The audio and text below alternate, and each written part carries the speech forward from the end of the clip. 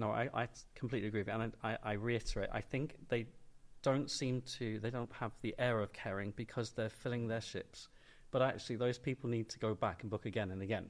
Yeah. And I'd be interested to know the percentage of people who rebook. The Sail Away Uncensored Cruise Podcast. So I had written an introduction to this situation, but I'm not going to read it because I think most people are aware of the Maleth Aero and P&O Cruises scandal. It has caused misery to hundreds of passengers, and you are one of them. And thank you for joining us, Travel Blog Jamie, because you are by far the loudest voice on this. Oh, I don't know how to take that. To get some gripes out the way first, I don't understand why so many people in the travel influencer community have been so quiet on this issue. So kudos to you for actually raising awareness to it, because there's a lot out there which haven't. I'm sure it's just because they didn't experience it. I don't know whether it's just the British nature of, it's one of those things, stiff upper lip, but I just think that some of the stories we've received from people are just so bad. So the way things currently stand, there's more than £500,000 owed to passengers. You are one of them. So from the start, why don't you tell us what your initial expectations were, and when did you find out that you were going to be flying with Maleth Aero? So we received an email from P&O. It was a very jolly email. They were very excited about this partnership with Maleth Aero last autumn, actually, so autumn 2023. And reading the email, I felt very heartened to begin with, actually. And I think well done to the PR team, whoever came up with that. Until I started digging a little bit, their details were lacking eventually. The kind of things you expect on a long-haul flight. First of all, safety, of course. A great crew. But actually, you can't describe the in-flight services being fantastic, which is what they did, when there's no seatback screens, for example, when the leg room was actually reduced. It was a highly dense aircraft that they were operating. There was no mention of meals and drinks and what you were actually going to get on board. So therefore, you didn't necessarily know what you needed to take with you in advance. So it just raised a lot of questions. Then, of course, it seemed that they wouldn't have any kind of premium seating, and those passengers who paid for that, I don't know, it might have been with TUI or Virgin, who obviously offer those kind of seats on their long-haul flights, they just weren't available at all. And it felt like the compensation for that for those people was minimal. But also, when you compare the product that we were getting, and I did a lot of research about Maleth Aero the minute I found out, because I had never heard of them. And you compare it to, and I've flown plenty, airlines like TUI and Virgin and BA who've been used before, it wasn't comparable at all. So that was my initial impression, reaction and concern, and it's why I created my first vlog. But I also stated at the end of the vlog, whilst I have concerns about this on multiple levels, I will go with an open mind. It's Christmas, I'm going to the Caribbean, I want to have an amazing time. And that's exactly what I did try to do. So what was the first sign when you got on board Maleth? What was the first sign you was like, oh, this is not good? When I actually boarded Maleth? Yeah. Well, when I walked on board and I was filming, it was just the density of seats. It looked so crammed, and I thought I could probably be on this for a short haul flight. Long haul, this is going to be very difficult. I noticed some bits of the carpet had been taped with duct taped, and things just being held in place. It didn't worry me about safety records, because I'd already looked at all of their safety records, and that was something that came up repeatedly with people who were very concerned and saying, actually, I don't want to go on this holiday, give me my money back, P&O. I didn't actually find concerns with their safety record. It was very much in line with other well-known airlines. But it was the density, it was the quality, the finish, it was all lacking. And I suppose the one thing that worried me a little bit was one of the crew came over to me almost immediately once I'd found my seat and said, "Oh, we've had an email about you," and I said, "Oh, I hope it was a good one." They're not normally when it comes to me, I have to be honest with you. And she said they were told by the seniors at Maleth just to act naturally around me, and it was very odd. So it all started off very oddly, but because I was at the front of a cabin and people recognised Matthew and myself, it was quite a nice atmosphere, and people were waving, we were waving back and going and chatting with people before we took off. So it felt nice, but it looked awful. Yeah, I have to say, looking at your videos, you seemed quite jovial on your outbound flight. I think because I had to be, because I'd created this vlog talking about my concerns, and I was hoping they'd be totally unfounded. I absolutely was. Yeah. And I said, I'm willing to take all of this back and apologise. Yeah. I'm not, by the way. No, I don't blame you. What annoys me from the outset, it hasn't just been how they've handled it. It just should have never have happened in the first place. I mean, 10 minutes worth of research, in my opinion, would have told P&O that Maleth Aero was not a suitable airline to transport their passengers to the Caribbean. And it makes you wonder who did that research. Yes. Yeah. And it was a PR disaster waiting to happen. And of course, that's exactly what it was. Yeah. And it annoys me when you see Paul Ludlow put out one of his diatribes on YouTube where he talks about how wonderful P&O is and things like that. There's very, very little mention to this situation. I mean, his most recent seasonal update, as he calls it, there wasn't one mention in it about the hundreds of passengers which are affected. And the thing is, we're obsessing over those that were delayed. That's what you're waiting for compensation for. But we've received so many different complaints, not just about delayed flights, but just what they experienced on board. And the experiences were very inconsistent. One thing we noticed in Paul Ludlow's seasonal update, he made reference to their new airline partners for 2025, Virgin Atlantic, Norse and TUI. Yeah. And then he says this is to ensure that there is a consistent in-flight experience across all three airlines. Well, is he finally admitting that there's been an inconsistent experience? Well, all the emails and letters I've had from passengers and response from his team was always adamant that this is a fantastic experience and it is in line with other airlines, which of course it's not. It wasn't. No. It's not going to be. Even their best aircraft. So that's very frustrating, and it's almost like an admission, isn't it, without apologising or admitting we were wrong. And he can't do that because then people will be saying, well, you said I couldn't have compensation, and now you were telling me that this product is actually inferior. That's not what you said months ago. So they've really got themselves into a bit of a pickle here. You know, in that seasonal update where he talks about the airlines for next year, you know, with his usual Cheshire cat grin, he talks about, you know, these new airlines are going to match the high standards people expect from us. Well, that again implies that those standards have not been maintained recently. And if that is the case, why are P&O prolonging the agony for passengers like yourself? Why can't they? £500,000 is absolutely nothing to P&O. They probably earn that in about an hour on a big ship like Arvia. And it just seems to me that they're not prepared to put their hands up and say, do you know what, we're really, really mucked up here.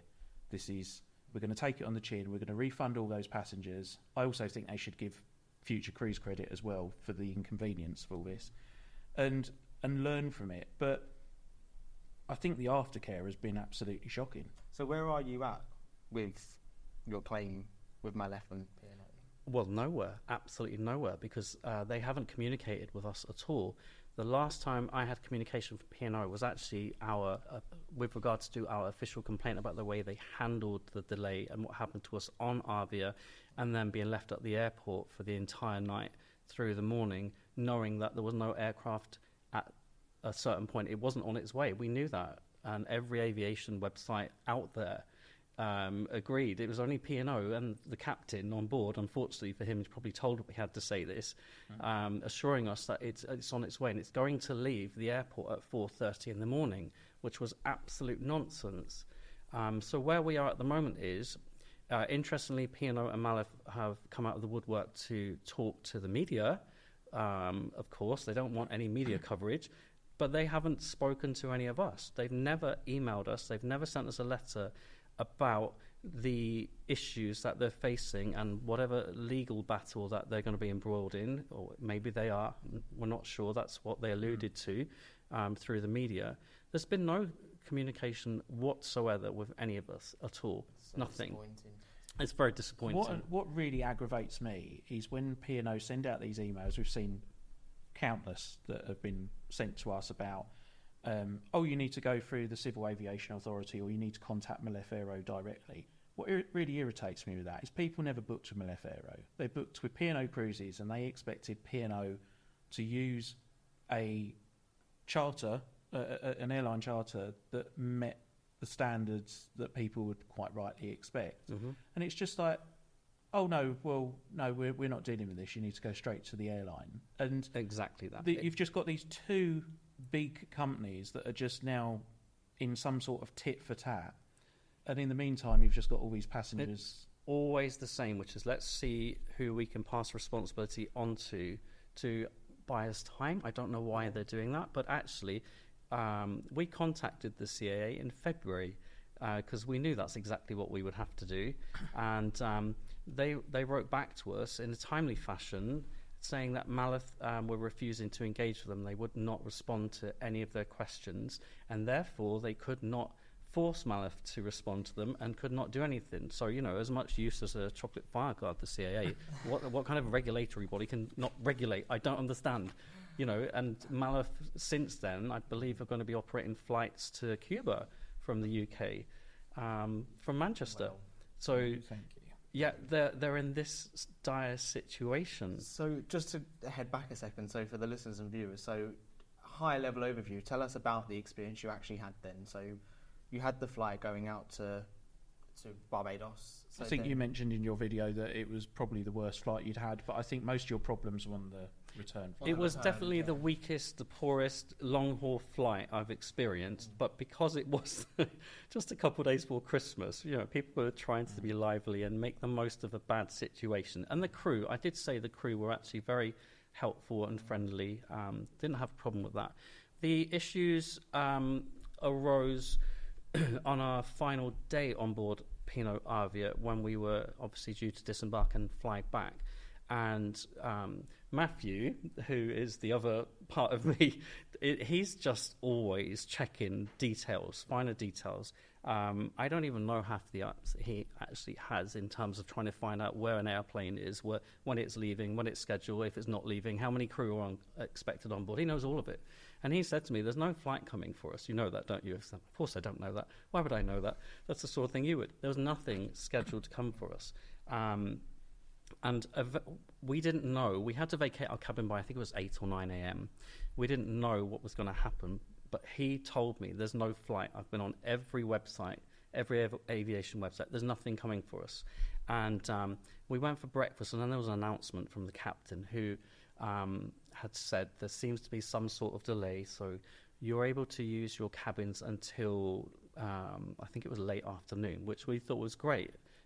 We were in Antigua. We didn't think we were going to experience it. We went out, had a great day out, come back hoping that something would happen. So we all went to the theatre to be told, there's still no plane. You'll have to come back at midnight now, but you're allowed to obviously use the ship and have dinner, and please keep spending your money, which really annoyed me. It's like, at this stage, you should be giving us refreshments.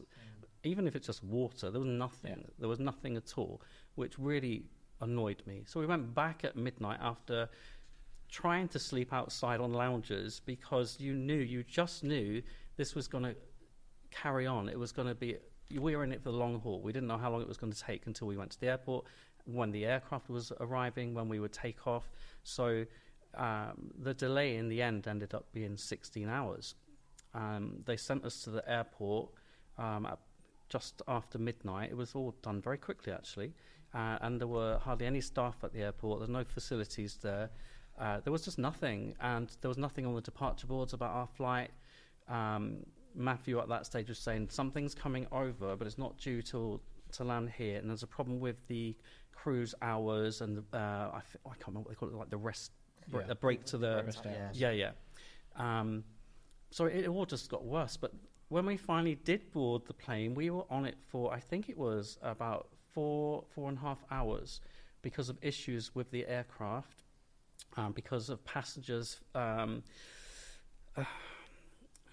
overreacting. But, they found the whole situation very stressful. Nice. And some decided they wanted to offload themselves, and then their luggage had to be found. But because there's hardly anyone working at the airport, because it was so early, it took another hour and a half for the luggage to be found. And by all accounts, not all luggage was found. It was just left on the plane, which I think is actually illegal.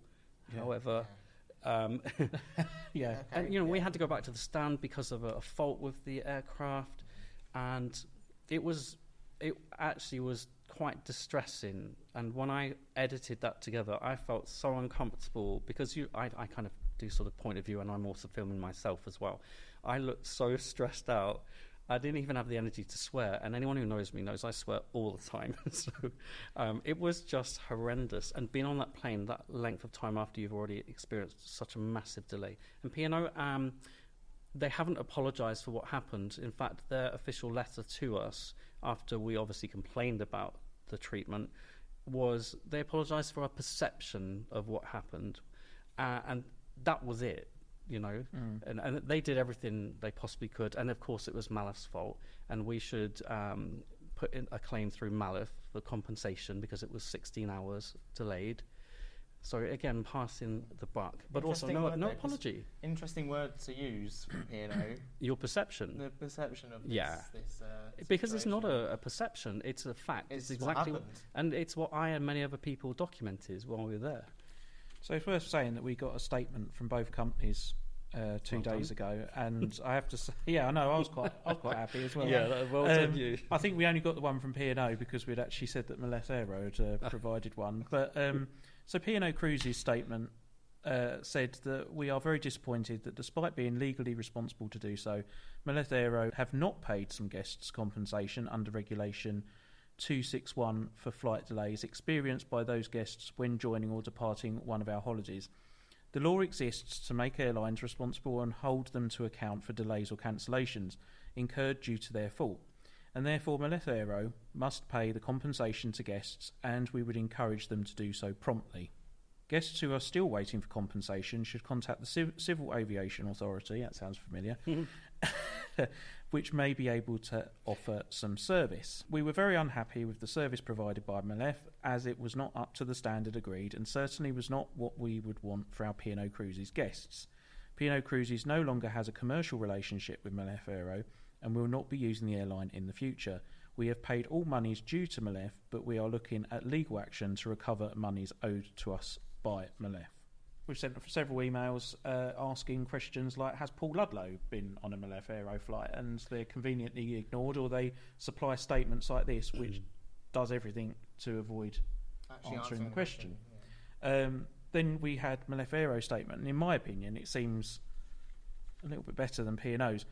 Thank you for contacting Maleth Aero regarding UK 261 claims for Carnival Cruises customers. Maleth is an ACMI operator providing aircraft crew maintenance and insurance services and does not sell tickets directly to passengers.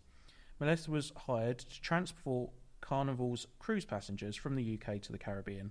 Maleth is committed to resolving UK 261 claims but has not been fully paid by Carnival for the flights, including costs for onboard catering and alcohol services, which were not part of the original contract but were provided to accommodate passengers. Maleth has proposed setting up an escrow account to manage these payments directly, and then they listed Maleth is ready to pay 261 claims once fully compensated by Carnival. Carnival has not paid Maleth in full, and until this happens we are unable to pay claims. Maleth proposed an escrow account to disperse funds directly to Carnival customers with valid claims. Carnival contracted Maleth for aircraft without premium services, which did not meet passenger expectations. You've got P&O saying that they specifically asked for planes with in-flight entertainment, and then you've got Maleth saying, "Oh no, they didn't." So who's So- telling the truth? Don't really know. But if it was such a red line for P&O, why did they operate them? And it was last autumn, it was September, that they emailed us all to say there would be no in-flight entertainment. So they knew a long time ago, but you can't describe your product as fantastic, can you?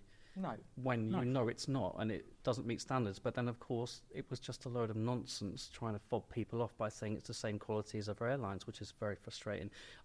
One thing that does bother me about some of the statement from Maleth is the whole idea of P&O not contracting them for food and drink. I can't imagine that would be the case, first of all. But also, on my flight, they were giving alcohol away as and when people wanted it. There were people lining up down the aisle to get alcohol, and yet on other flights it was just one drink with your main meal. So how do they actually account for all the extras? Who's paying for that? Because That's probably what they're trying to work out. they're never going to know. Of course not. They won't be able to But find that out. surely the right thing to do, in my opinion, would be P&O pay out all these claims. That is the right thing to do. I mean, from a PR point of view, I do not see how it makes any sense or benefits P&O to drag this on any longer than is necessary. This is doing them such harm. And then it's up to them to negotiate with Maleth and try and work out who owes who money. Yeah, put your customers first. Yeah. Why make passengers endure this? I mean, we did a poll on one of the Facebook groups yesterday, and I think about 250 people voted in it who had been affected by this, and 78% of people said that they'd never go with P&O again after this. So you can double that number because presumably they've got a partner, but I just think it's doing such damage. And we've got someone here. This is the worst one we've received. I think they were actually on the same flight as you by the looks of it. She approached. So this is from Lynn. I approached reception to request a cabin due to my health. She's living with cancer. We were told that there was no cabins available. Speaking to a senior officer, we were informed that the decision not to provide hotel accommodation was made by the captain and P&O head office. This left 250 people roughly, including the elderly, disabled and families with children, without any accommodation. There were no reasonable adjustments for those with disabilities or medical conditions. P&O wouldn't even provide internet for me to contact loved ones at home and explain that we'd be returning a day late. Absolutely true for all of us. Yeah. We requested pillows and blankets and joined other passengers in sleeping in the glass house. She then goes on to say we were taken to the airport by minibuses arriving at 1:30am for our 4am flight, which was then scheduled for 5:30. The airport staff then informed us that no flights departed until after 6am, leaving us stranded for another 4.5 hours with only one cafe open and no food or drink vouchers provided. We finally boarded just before 6am, but the seating configuration was different, causing confusion and frustration, and I never got the seats that I paid for. As we taxied, there was a strong smell of fuel. The captain announced a minor issue and we returned to the stand, with emotions running high due to a recent emergency landing in Bermuda. Several passengers disembarked, including 69 who had to wait for their luggage to be offloaded. We eventually took off at 10am and arrived at Gatwick at 21:35. I mean, that just sounds I'm assuming bloody horrendous. This was the same flight as yours. That's absolutely the same flight. I mean, that's paraphrased, but I mean, she was actually crying at reception. She was like, "Look, I've got cancer. I'm not making this up. Like, can you please help?" And They there was couldn't just help her. nothing. There was Nothing. from what she said to us, it was a case of no. Head office have told us no. We can't give anyone accommodation. And why can't they at least give you internet? Well, I went to reception about that. It was very awkward because everyone at reception was there for the same reason, and there were a lot of tears and very emotional people around. Quite right as well, actually. You know, people trying to reorganise all sorts at home in the UK, whether that's to do with family or pets or anything, and they weren't able to actually do that necessarily, which was very wrong. It felt to me when I was there in that situation that the staff knew very little, and the people actually in charge of flights operations were nowhere to be seen at all. And I know you mentioned earlier that the captain had made the decision that people would not be put in accommodation, which I don't actually believe at all. Captain is just doing as told, in my personal opinion. I should say all of those that's things. A statement by Lynn. I can't verify whether that is true or not. Of course. But, yeah. Well, who do you think did make that call? I mean, I don't personally. I mean, I used to work in the merchant navy. I don't know why the captain would have been making that decision. That sounds to me like a head office decision. Okay, I personally think I said absolutely. I'd taken that back. I withdraw. I retract the word absolutely. I believe it would have been head office who made that decision, and ever since realised it was the wrong decision and have been backpedaling ever since with this whole fiasco. But the thing is, though, regardless whether it was the captain, head office, or anyone, that decision was not acceptable. It was just plain wrong. I mean, they should have at least, for a delay like the one you experienced, they should have been able to offer hotel accommodation. Mm-hmm. But it was like, oh, no, we don't need to do that because you're still on the ship. Well, you're not providing a bed. Like, there should have been an offer. It feels like there would have been a conversation at some point to say, we're going to keep them on as long as we possibly can. We're going to get them to their airport. We know there's nothing arriving. I don't understand. Maybe it's because they had passengers coming on board the ship. I don't know. Maybe there's some sort of health and safety regulation about the number of passengers you can have on the ship at one time, even if it is in port. I don't know that information, to be honest with you. But, having another 300 people joining you and us still there, I imagine is quite significant. But actually what they could have done is they could have cancelled one of the shows in the main theatre that night. They could have given us that main theatre just to rest, bring some provisions. As I said earlier, there was nothing at all until we were there at midnight when we went the last time. Then they decided, let's get some provisions for all these people who've been waiting the entire day and probably going to wait the entire night and morning as well. It was shocking, and I feel really bad for that person as well. What provisions did you get? What was your? Oh, I got my favourite, some Pringles.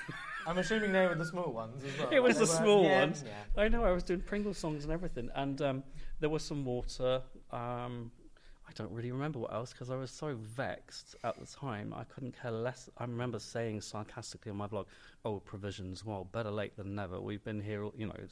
I couldn't care less at that point. Just wanted to get home." I actually thought you were quite resilient because I know what I would have been like. I would have been incandescent. Yeah. That would have, well... That would have put us to the test, I think. It really did put me to the test. But I think everyone was so tired eventually. Yeah. Because, when I was saying on the vlog, gosh, it's 24 hours without any sleep now, that was the least of my worries. It went on and on and on. I think everyone was so exhausted when you're in that frame of mind. You don't even have the energy to be upset and to be angry. And I could see that on my face when I was sat on that plane and we were going back to the stand filming it. Yeah. I'm like, gosh, it was very uncomfortable watching myself in that situation. So, I mean, I don't think there's really any cruise influencer that has done the amount of P&O cruises that you have. I mean, I remember watching your videos 2015, 2016, so you've been doing it a long, long time. How has this experience affected your perception of P&O? And... It's very embarrassing. It's hugely embarrassing. I've been a strong advocate for them because I think over time they have offered good value to guests. They're still, I think, one of the best value cruise lines out there. You go and have a look on Igloo, everything that's on offer. They're the ones who attract more and more people because their prices are not actually rising very much. They're really not. And of course, with P&O, there's more of that sort of, when you're on board, you can spend extra and get all of these things, but you don't have to. So actually, it's much more affordable for people generally, and it's cheaper than going on a package deal for a week by cruising with P&O at the moment. And what's also embarrassing is I have a P&O Cruises fan page on Facebook, which I've had for years as well. And I'm like to my admin team, I just feel like I need to step back a little bit. And I think it's been handled so badly. Initially, all I said was, I just want an apology. They need to apologise to people. I'm not interested in compensation or whatever at the moment. Just apologise. And they couldn't do that. And that really upset me and a lot of other people. You can't put people through that kind of ordeal and not apologise for it. Don't talk about people's perception of the... No. Let's see if their senior, their head office could have managed that situation, flown with Maleth. They won't fly with Maleth. They never flew with Maleth. I believe they wouldn't have flown with Maleth. I don't believe that to be the... I don't believe that would have been the case, and I'd love for them to come forward and say, actually, you're wrong. These people from head office did fly with Maleth. They were quality assuring the product in advance. I would doubt that. So I'm embarrassed, and I haven't booked. I have a legacy cruise with P&O, and it's just unfortunate that it's kind of like an unofficial group cruise that I organised a long while ago. I have to go on that because there are people who booked onto it because it's a group cruise and they're expecting me there. But I haven't booked anything else since, and I'm not booking anything else with P&O until there's an apology or an acknowledgement or some sort of resolution. So given the current situation, would you recommend P&O to people still? Or Okay, so let's try and be level-headed for once. Gosh, I hope my mum's listening to this. She'll be like, you've never been level-headed. Yes and no. Okay. So from, as I said, a value point of view, and people who want to try cruising for the first time, some of these cruise lines, actually, their prices have become very inflated over the last year, and next year and the year after in particular, it's skyrocketing. And P&O, along with another cruise line or two, their prices are roughly stable. From that point of view, I think, yes, go and try it out. If that's going to be your own experience, there are lots of positives about P&O as well. There are. I just feel that they've not really looked after customers, and they could have done that so easily, and it's been a PR nightmare and disaster for them, and yet they seem to not acknowledge the issues here. I think something that really bothers me with P&O, I agree with what you say about offering value for money. I think where my frustrations are is they've never really come out and said, you know what, we're a very different cruise line to the one we were before the pandemic. And I think that if you were a regular cruiser like I was before the pandemic, the changes and the cuts which have taken place since then, I just think it is a totally different experience now. I don't think there's a cruise line out there where the cuts have been as deep as what they have been with P&O. But as you say, it's very clear from their marketing campaigns and as things they've said to us, they are going after a new audience. They are going after families. And when you go on a website like Igloo or someone else, we did it this week. We're looking at Caribbean. It is impossible to do a 2-week Caribbean cruise for less than $2,000 unless you do it at P&O. Even Marella will come in at more than $2,000. Absolutely, they do. So I can understand why they're appealing to a new audience, but I think those that have used P&O for a long, long time, they will look at situations like this with Maleth, how it's been handled, and all the cuts on board, no tight nightly turn-down service, afternoon tea in the main dining room, complimentary breakfast in bed. I think part of the reason perhaps they don't seem too concerned about the passengers affected on this is we're doing very well. We are packing our ships, and these are not the people we need coming back to us. Yeah. And you're right about the cut. I did a vlog on the cutbacks, actually, because it was very noticeable, and I wanted to make sure people who have cruised with P&O for years knew that this is what you can now expect. It is different. It's a very different diet on board. Many people were very upset about that, of course, but again, they're not the people P&O want at the moment.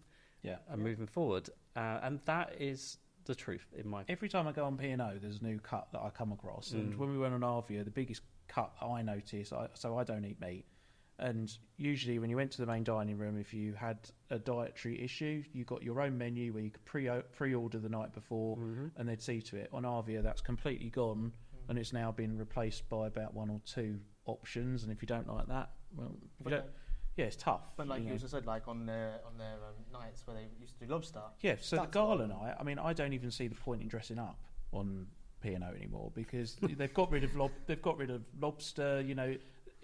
The celebration night, or whatever they call it, it was supposed to be like a night to remember. Like the menu was going to be better than other nights.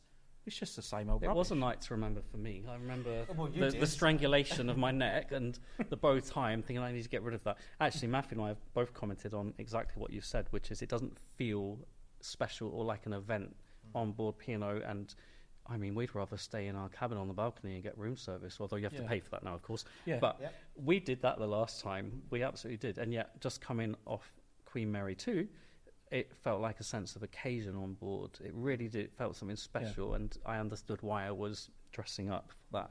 Yeah. I don't get it on P&O. So coming back to Maleth, I think I know the answer to this, but do you think that P&O did any due diligence whatsoever? I'd say minimal. Yeah. I think, I would Again, say to be minimal. level-headed, but not just say no, minimal.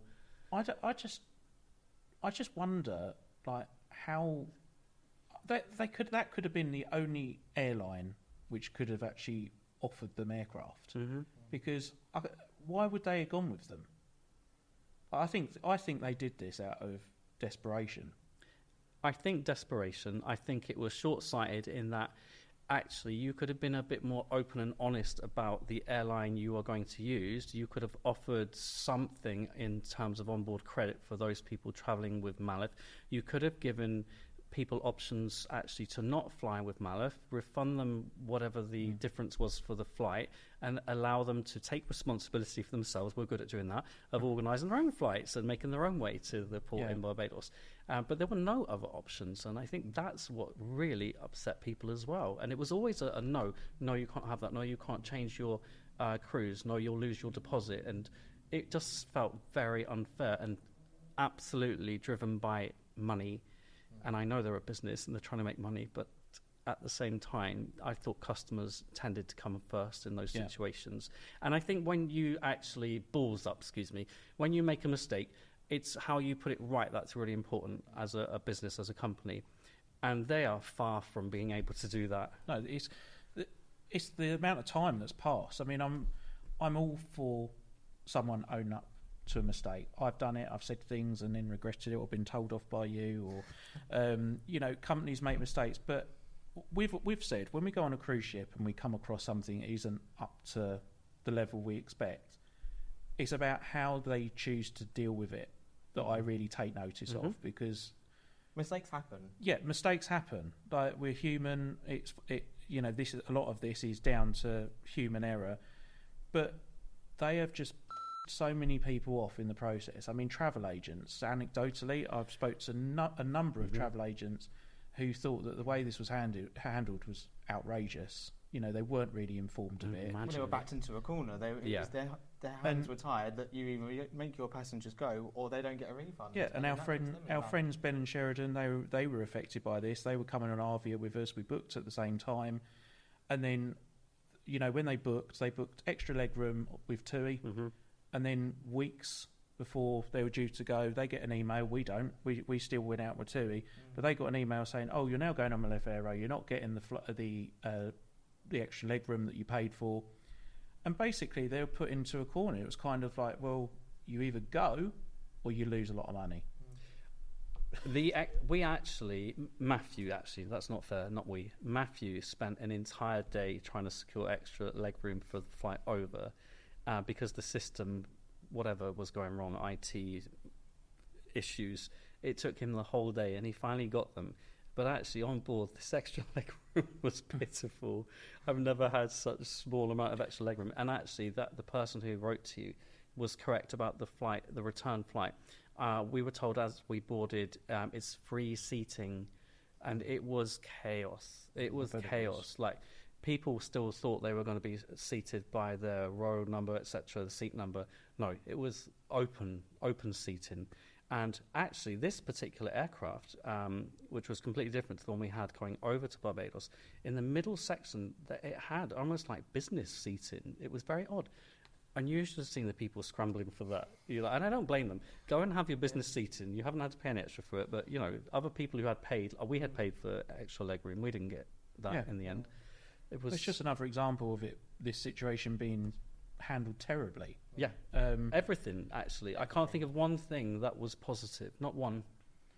And the thing is, this is really, really damaging to P&O, because I've seen comments on Facebook and, people have spoke to us and they've said, like, even if they get a refund now, they have lost faith in P&O being able to deal with complaints seriously. And to be honest with you, and this is based on our personal experiences with P&O, when we've had complaints in the past, it does seem that they just put their fingers in their ears and hope that it's going to go away. And I do feel that there's a touch of that with this. They just hope that people are going to get tired, they can't be bothered with it anymore, go to the Civil Aviation Authority or pester Maleth Aero, we don't want anything to do with it. And the stories that they keep putting out, you know, like Paul Ludlow and, you know, these automated emails that they send out to claimants, they mean nothing. Like, actions speak louder than words. If you're really sorry and you really take ownership of this awful situation, say sorry and refund people. Can I just say, he always does his seasonal updates after I've released a vlog about the situation. Is literally, no, I'm not joking, it's literally a day or two later, it's like, oh my goodness, were you waiting for that? Yeah, no, I completely agree with you. And I reiterate, I think they don't have the air of caring because they're filling their ships. But actually, those people need to go back and book again and again. Yeah. And I'd be interested to know the percentage of people who rebook.